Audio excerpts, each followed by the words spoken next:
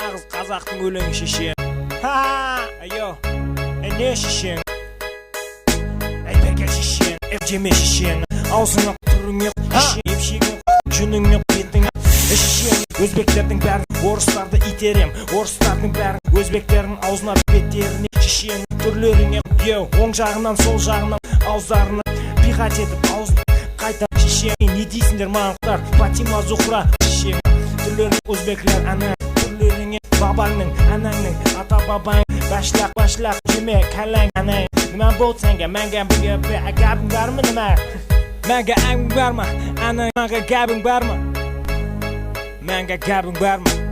Орыстар шешеңдер сап-сарық шешен, салбыраған сасып кеткен бас, кесияны басыңдағы шешен. Шошқа сияқты сала жеп шешен жемесе. Ей бастар, орыстар, қойсай шешен, қойсай, қой дегенде бас, ит те қояды шешен. Бас, жатса сабаны, отте, қаншайтан да кемпірлер автобуста жүрген кезде шығармаңдар деп беш атып тастайын шешен.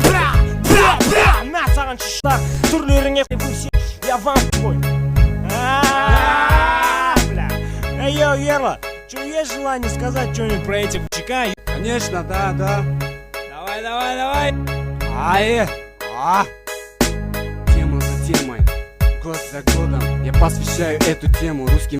Коля, Саня, Ваня, так катаем тему дальше. Я хочу сказать, что русский народ в Казахстане.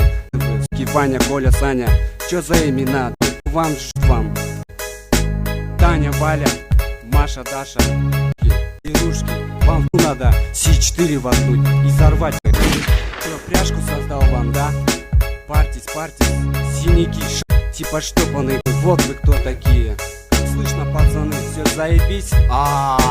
Это чисто геймста, казахша.